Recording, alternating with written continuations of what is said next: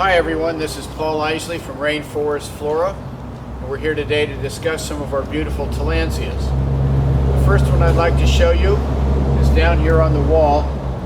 This is Tillandsia hondurensis. It's very rare in cultivation, very slow growing, and very beautiful. You can see the rose-colored inflorescences that come up from these plants. And then we have the very typical subgenus Tillandsia flower that comes out, the corolla, the 3 petal tubes that are blue, sort of a violet color, and then here are the stigmas that stick out. The pollen grains are yellow. This one over here didn't get watered, so it has, you can see more clearly the pollen grains on the anthers here. So, Tillandsia hondurensis.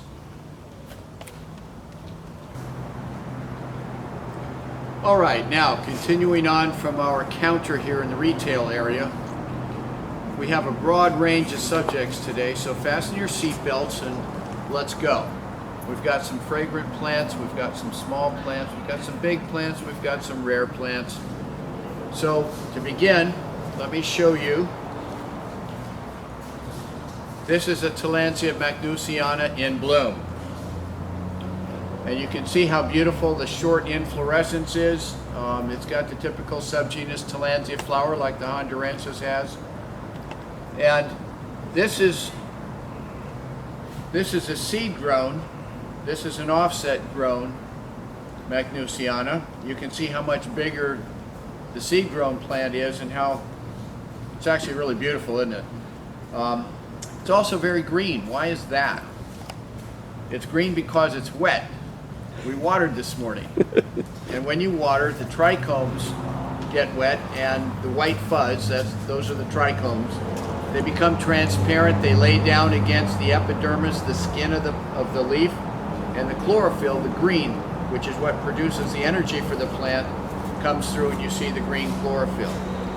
So if this was dry, it would be a fuzzy, silvery color like the other McDuSiana is, but I just wanted to show you a difference between a seed grown and an offset grown, between a plant that's wet and a plant that's dry. How's that?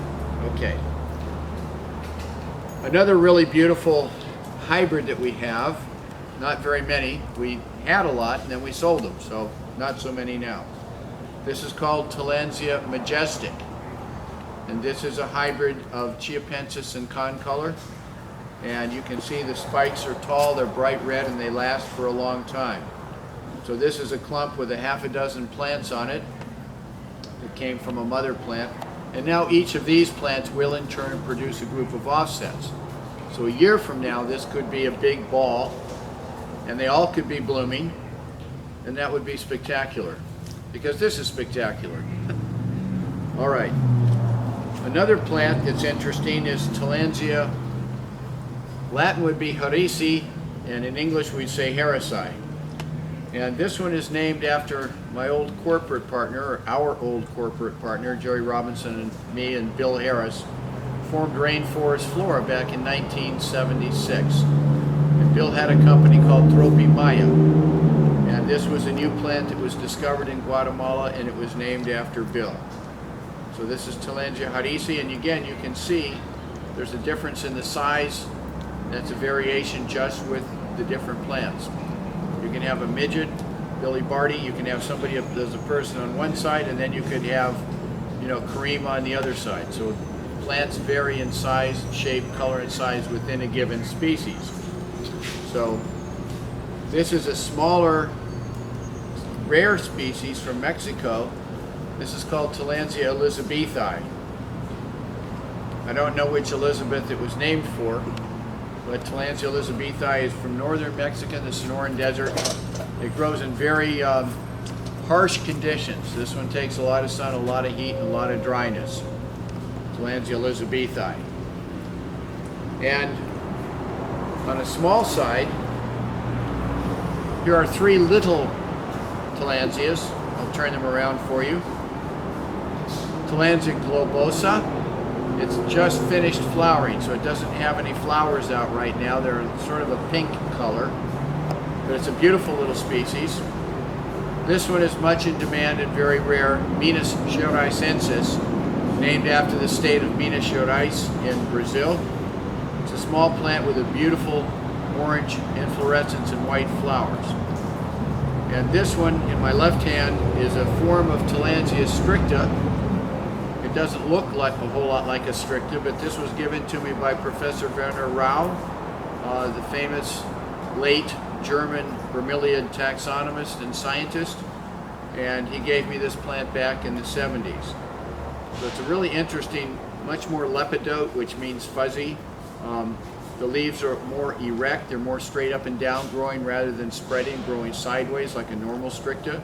But look how silver the leaves are versus the green that most strictas are. So that's a Tillandsia stricta form. And this is a really nice newly named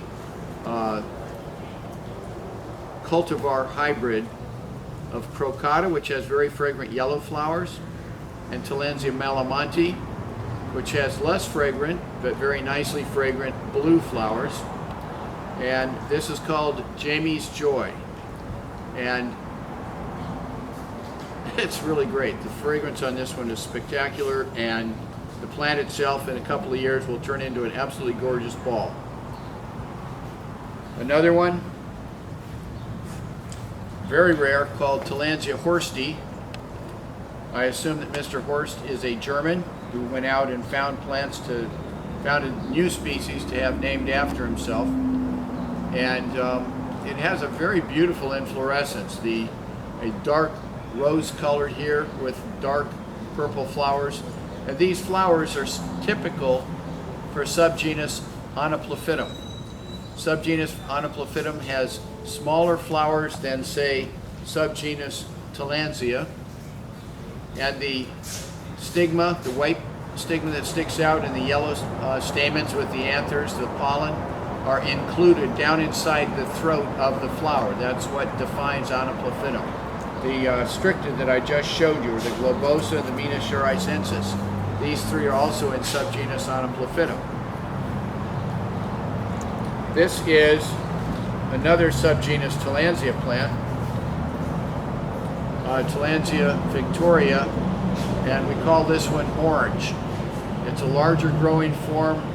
The leaves, the trichomes are more coarse, and the upper part of the plant turns this beautiful orange color, and you can see the subgenus Tillandsia flowers, and you can contrast those with the subgenus Anaplephytum flowers. This is an amazing hybrid. This is called Sister Teresa, which we used to have a fair number of, and now for us again is very rare because they all sold. But this is a gorgeous hybrid of Tillandsia intermedia and Tillandsia caput medusa. And you can see the combination, if you know the plant, you can see the combination of the two parents in this one very clearly. And you can see how the leaves recurve, absolutely gorgeous. And you could grow this one, as with all the pseudobulbous types, those are the ones that have the big bases. You can grow it upside down, you can grow it sideways, irrespective of gravity. And in nature, they often grow actually upside down, especially intermediate. Here we have a spectacular hybrid called Stupendo. And Stupendo is a hybrid of Houston, which itself is a hybrid of stricta and what's stricta? Let's see. Houston is stricta and recurvifolia. Takes a minute. There's so many.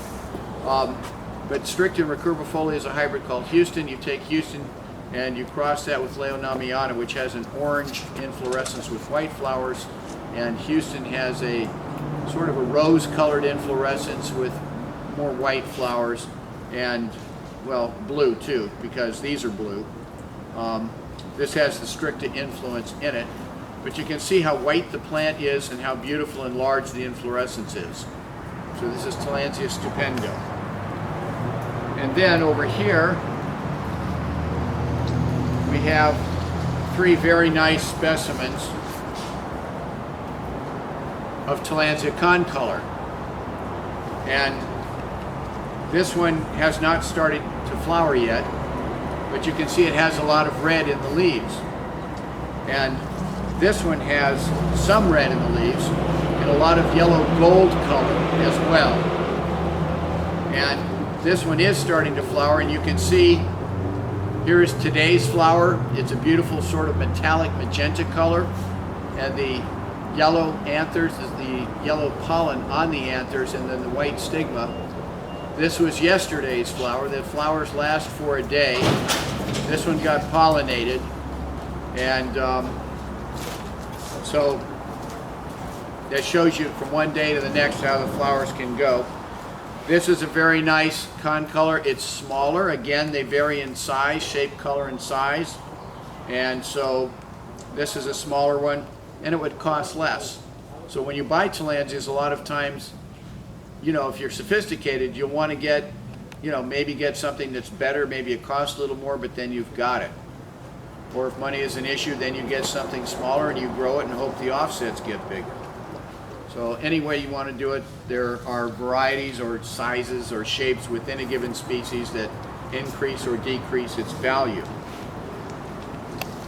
Here is a spectacular hybrid. This is one that, you know, a lot of people want, and it's just uber rare. And this one is called Regal Rene.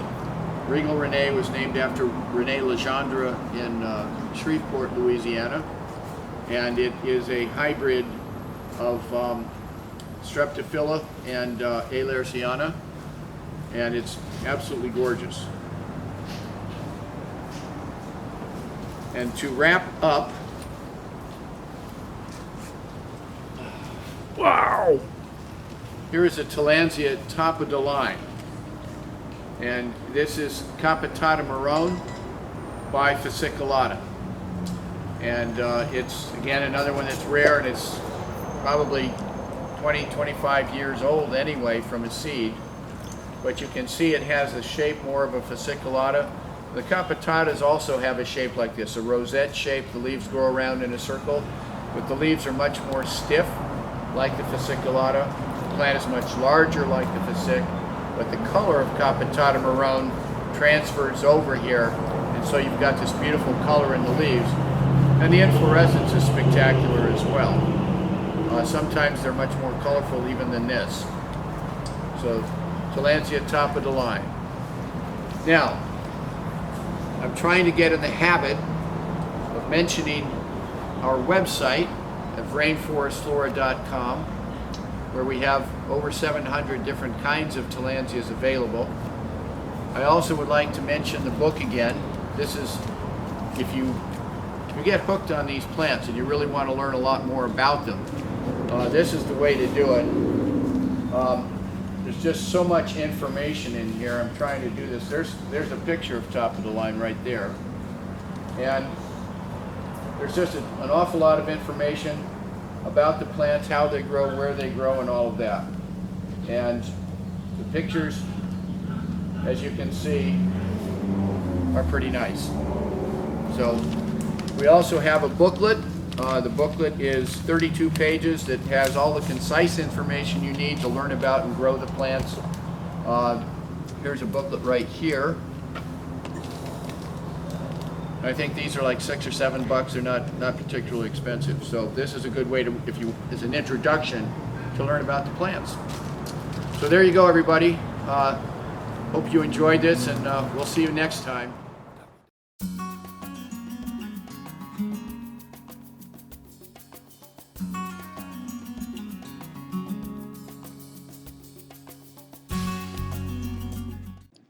Rainforest Flora Incorporated